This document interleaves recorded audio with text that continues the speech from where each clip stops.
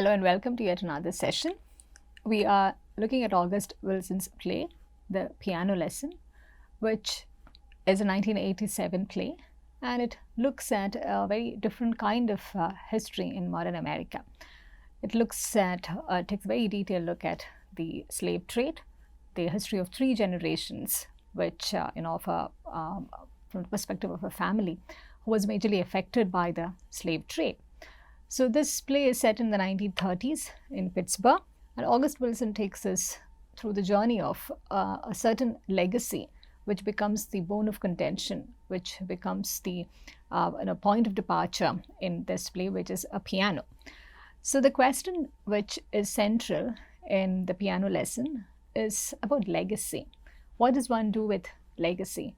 How does one respond as a family, as a community, as a part of, as a person who is part of a historical process?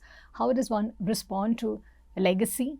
How does one respond to an object which symbolizes legacy? And how does one go about negotiating with the various socio-political as well as historical and even emotional aspects of such aspects of legacy? So in this work, August Wilson is helping us to trace the history of one family and one incident which had left a permanent impact in the family's history. And this incident is part of the slave narrative, of the slave legacy. So what we begin to see right from the outset is that there are 2 siblings. One is Boy Willie and the other is Bernice. And we find that Boy Willie is coming to visit Bernice after a gap of 3 years. He's traveled all the way from Mississippi. He has a partner with him, and they are also bringing a truckload of watermelons to be sold, and in the hope of making a fortune. And Bernice is very suspicious. We saw it at the outset of the play itself. Is very suspicious of the things that Boy Willie is claiming, and including, how they got the truck and what they proposed to do with the watermelons, or even, this piece of information, this happy update that. And this presumably happy update that Boy Willie is sharing with Bernice, that Sutter is dead. Yeah, so she seems to be suspicious of the very presence of Boy Willie. And in this context, what we are also, as an audience, what we are also being made privy to is the way in which the members in the same family are having very different, very diverse attitudes about the past. So as it is pointed out in this essay right at the outset, there's a sense of escape. There's a kind of a dream that Boy Willie seems to be wanting to pursue. But his dream of escape is blunted by Bernice's unwillingness to sell this piano. The piano in that sense becomes a very central piece. It also occupies a very central piece physically in that living room, as we can see. So when Boy Willie wants to sell the piano, and in order to buy the land that Sutter, the dead Sutter, is about to sell, Bernice chooses to see this piano as a sacred icon of the family's legacy, the family's sacrificial history, which is very, very precious to her. So throughout the play, we find that the piano thus becomes a touchstone by which these antithetical attitudes about the past may get evaluated. So it is perhaps, too early to comment on which side is more judicious or more idealist, but the process that they undergo, the trauma and the struggle and the different memories that they relive in this process, they become very important in this process of storytelling. So what Wilson has done over here is to redefine the frustration of carrying the burden of the past. And this is also the kind of a past which we do not find being narrated in the other plays. It is an ugly past. It is a past that modern America may not want to lay claim to. And this is a past which is tainted by slave trade, slave narratives, and a lot of ugly instances which are not part of the American dream that 20th century America seems to have embraced. So, in this play, thus, August Wilson redefines the frustration of carrying the burden of the past. And this, in fact, this burden of the past, which is there at the center in most of his plays, as well as, in most of the other 20th century American plays, it also brings into this added question of whether the past is burdensome or not, how does one make use of it in the present? How would one utilize one's past to one's advantage in the present? So, as he himself mentioned in one of his interviews, the real issue is piano, the legacy. How are you going to use it?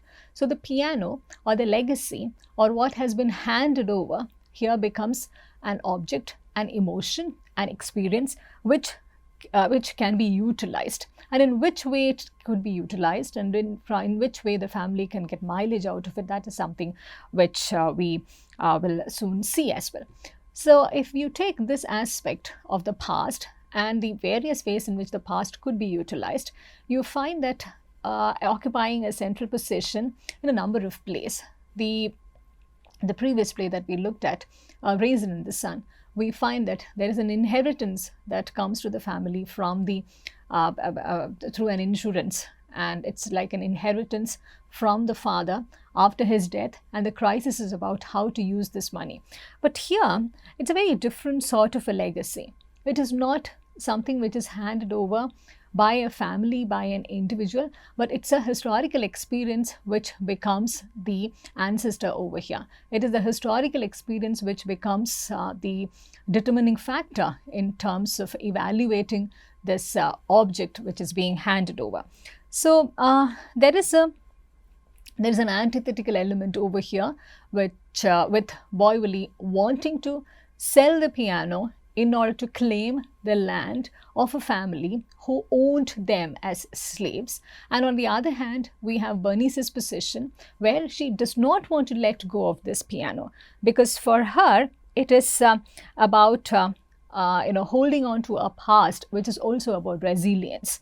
So this is a piano which bears the carvings of their grandfather, Bernice's and Boyvili's grandfather's piano. It has those, the African totem-like carvings, which also makes it a very culturally significant item. So in this tale, and as well as in this piano, we find rich images of bondage, acceptance, and retribution. And this is something which has been handed down from father to son over generations without missing out any detail from the time of its inception. And this detailing, which is evident in the physical presence of the piano too, it's very important over here. It's in the details that this experience has depth. And there is, of course, there is a narrative about slave trade and how in a very grandiloquent way the modern America also brought those practices to an end. But this story which unfolds in front of us, this experience of the slave narrative which unfolds in front of us, it has a very telling experiential element to it, with all the details, which makes it more like an individual's story rather than a narrative which the nation or a community lays claim to. So here, in this piano, we can find that it's a very tangible expression of the family's engagement with the slave narrative, the family's experience as slaves in even before 3 generations. And for Boyvili, and this dynamic of enslavement, as pointed out in this essay, is not just a product of oral tradition. The events of his own life constitute in his mind a metaphorical enslavement, and from which he is also trying to desperately flee. And for him, this experience could be made better by buying this land, which was previously owned by the ones who were by the family for whom his own family, the Charles family, used to work as slaves. And this, he thinks, would offer him substantial degree of achievement and self-realization. And this is an individual journey. This is a journey towards a certain kind of a dream which could be realized only if he forgoes this prized possession. And of course, in his mind, it's not a prized possession. It is more like a reminder of an ugly past, which again, has a very different significance for Bernice. So, if you look at the structure of this play, it's in the form of a narrative within a narrative. It's a literal slave narrative which is integrated into a metaphorical one.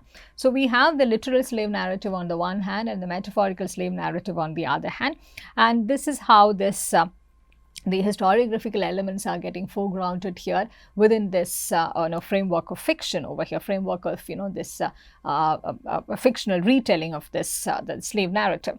So, the success of Boisville's narrative is dependent upon a shared understanding of a traditional family narrative, and this is the same one which is related by Doka, so that the interchange between the two narratives become a form of the black folk tradition of call and response. So, that is also the title of this essay, Call and Response, through which a performer interacts with an audience in a rhythmic counterpoint of improvisation and emotive language that becomes both song and dialogue, as in the black religious tradition. So, this play in some sense is replicating this oral tradition with the call and response folk tradition, where there are certain kinds of instances also which become dialogic in nature in this in the format of this play, in the conception of this play. But however, what happens over here is that in Piano Lesson, Boisville is never able to take charge of his own narrative, because at every move that he makes in his attempt to escape the legacy which is left by the piano, it is in response to this grand narrative that this piano as an object itself is creating. So, on his own, in fact, he is not making any move. He is only responding to this narrative which is already supplied by the piano. If we could take a look at this play in detail, we find that there is a certain kind of masculinity which a character like Boisville is articulating. There's a certain kind of masculinity which is aggressive and naive at the same time. He wants to become a landowner, and this could be achieved, this dream could be achieved only by selling an heirloom which is part of his ancestral history. And this is an ancestral history which the mainstream American life perhaps does not reflect that very well. And herein lies the complication, and herein lies the complexity of a play like this as well.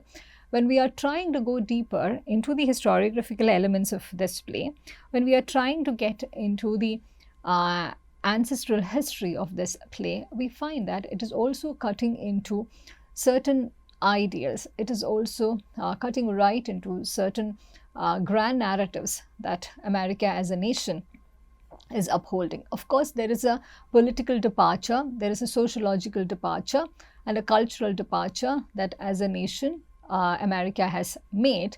But nevertheless, when one is looking at a play like this, we find that it is also threatening to unveil, it's also threatening to unpack a certain coherence which seems to be built into the notion of American dream.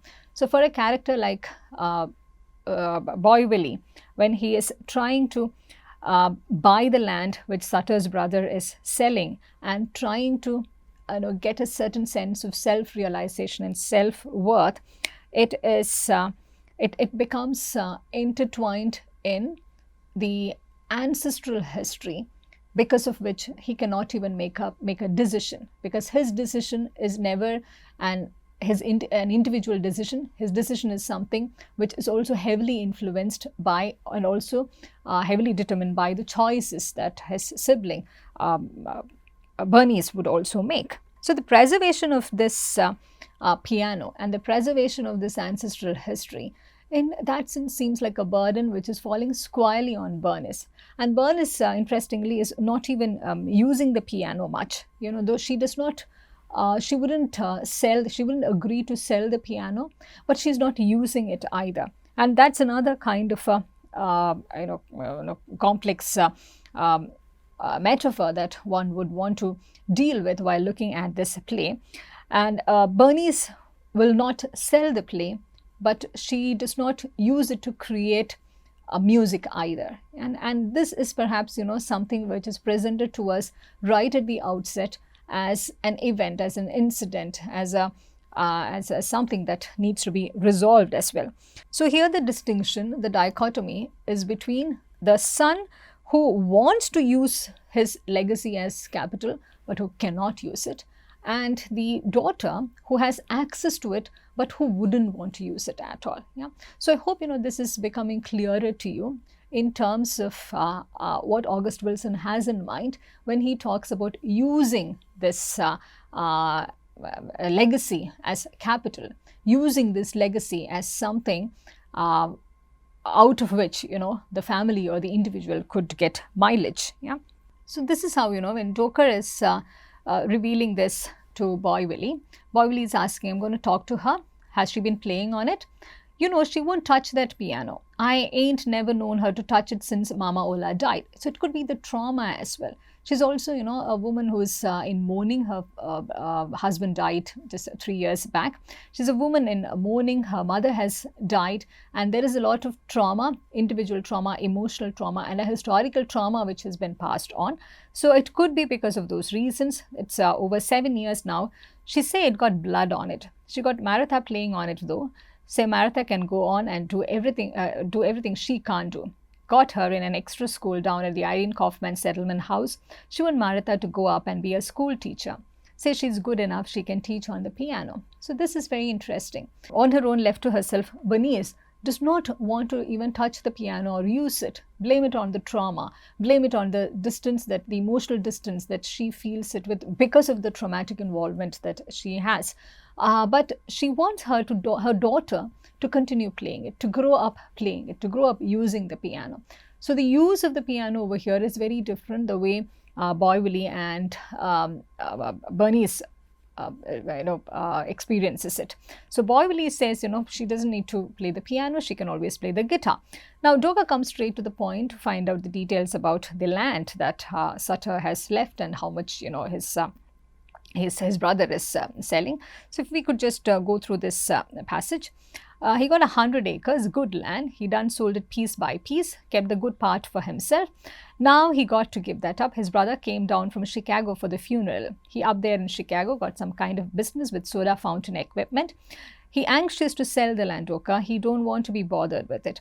So this is a role reversal over here. And this is a role reversal that a person like Boy Willie wants to capitalize on as well. Now he finds himself with this possibility of being on the other side of history. And he wants to be able to be the landowner and be the owner of the land where his ancestors worked. And this becomes again ironically possible only if he is willing to sell the heirloom which reminds him of this ancestral experience of this the history of this slave life. So he's also if you come to the second half of this passage, told him what a good man Sutter was and how he had my sympathy and all. Told him to give me 2 weeks. He said he'd wait on me. That's why I come up here, sell them watermelons, get Bernice to sell that piano, put them 2 parts with the part 1 I saved, walk in there, tip my hat, lay my knee down on the table, get my deed and walk out. This time I get to keep all the cotton. Hire me some men to work it for me. Gin my cotton, get my seed, and I'll see you again next year. So this is very important. Yeah. And this is also, a couple of lines which is there in the epigraph of this play as well. Because this play itself begins with this quotation from Skip James. He was a Mississippi blues musician. And he wrote in the 1930s, gin my cotton, sell my seed, buy my baby everything she need. So this epigraph and the way it gets used in this, the way Boy Willie is talking about the land that Sutter's brother is about to sell, it exemplifies and condenses the central thematic conflict which identifies, which defined this play. It is again, what to do with one's legacy. So this conflict over legacy appears as this choice between forging ahead and climbing the economic ladder or just attending to the memory of past injustices. So, what kind of choice would one make? The kind that Boyvili would make, or the kind that Bernice would make? So, which is why he, then here this scene also Boyvili is made to repeat this refrain: "Gin my cotton, get my seat." So, with this scheme, it is what the play is also implying is that Willie would achieve the economic self-sufficiency, which is only possible in this changed America, where slave trade is no longer possible, where the slave lives are no longer lived the way it used to be. How where a different order has come into being, where a Black American person can buy land. Yeah, so this is a changed America. There is a changed, there are changed possibilities which a person like Boyvili wants to capitalize on as well. So right after this, we know that there is a history of slavery that we get to know, which is very uncomfortable, which is also about recovery and reunion, but it is also something which leaves us this with central question of how would one make the most judicious and moral lesson when one is encountered with such questions in terms of what to do with one's legacy. So Doker is saying again that Bernice would be completely unwilling to sell this piano, and he's narrating some white fellow was going around to all the colored people's houses looking to buy musical instruments. He'd buy anything: drums, guitars, harmonicas, pianos. Avery sent him past here, looked at the piano and got excited, offered her a nice price. She turned him down and got on Avery for sending him past. The man kept on her about 2 weeks. He seen where she wasn't going to sell it. He gave her his number and asked her if she'd ever want to sell it to call him first, say he'd go one better than what anybody else would give her for it. How much did he offer for it? Now you know me. She didn't say and I didn't ask. I know it was a nice price. Yeah. So Doker makes it again and again very clear that she isn't going to sell it, and Boyvili sticks to his point and says she is not going to sell it, but I am going to tell it. I own just as much of it as she does. So who has the right? Who has ownership over legacy? Who has the right to make use of it? These are again a few questions that this play foregrounds. So the play takes a very dramatic turn from now on when Bernice, she thinks that she saw Sutter's ghost on top of the steps. So she's yelling out for help and saying, Sutter, standing at the top of the steps. Hey Doker, what's wrong with her? Bernice, what's wrong? Who was you talking to? She says she's seen Sutter's ghost standing at the top of the stairs. Seen what? Sutter? She ain't seen no Sutter. He was standing right up there. That's all in Bernice's head. Ain't nobody up there. Go up on there, Doker. I'll take your word for it. Bernice talking about what she's seen. She says Sutter's ghost standing at the top of the steps. She ain't just making all that up. She is up there dreaming. She hasn't seen any ghost. So we find here that these siblings, both Boyvili as well as Bernice, they just refuse to believe the things that they tell each other. When Boyvili is telling her about the truck and why he came up over there, there's an absolute refusal to engage with him and believe him. And now when she is telling him about a very traumatic experience of seeing a ghost, he refuses to believe that too. And we find that, both of them have their own reasons to stick to their beliefs and stick to what they choose to believe in this context. So as this play enters a different phase now, with Bernice seeing the ghost, and we find a layered structure emerging already, we will take a look at how this essay is also choosing to read this layered structure. Wilson posits then a complex universal way of looking at Black history and does so by structuring the piano lesson on 3 tiers. First, he creates a play within a play by describing a mythological slave narrative carved into the play's focal object, an old piano, repeated several times by the play's characters. And the second one is when he uses the piano and its attendant narrative as a haunting presence in the call and response manner of Black folk tradition, as a call to which Boyvili, in his quest for self-realization, must respond if he is to achieve this goal. So there are different layers in this storytelling process. And finally, August Wilson is juxtaposing Willie's undertaking with that of his slave ancestors and making his quest an extension of theirs. So, Boy Willie's play, Boy Willie's story, Boy Willie's life, Boy Willie's experiences, and this play itself, it becomes, they all become a metaphorical slave narrative. In its own right, a metaphorical slave narrative when we look at it in a composite sense. So, we will bring this discussion to an end with this.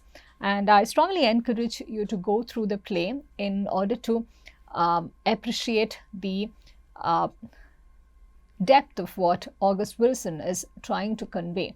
And there is only one central theme which he is reiterating over here about the presence of this piano as a legacy, a tangible legacy, an object which could either be preserved or made use of in order to claim other kinds of fortunes. So, what kind of decisions would individuals take when they are faced with such possibilities, when they are faced with such difficult choices? That is the question that continues to remain at the heart of this play, which of course we will continue to read in detail in the following sessions.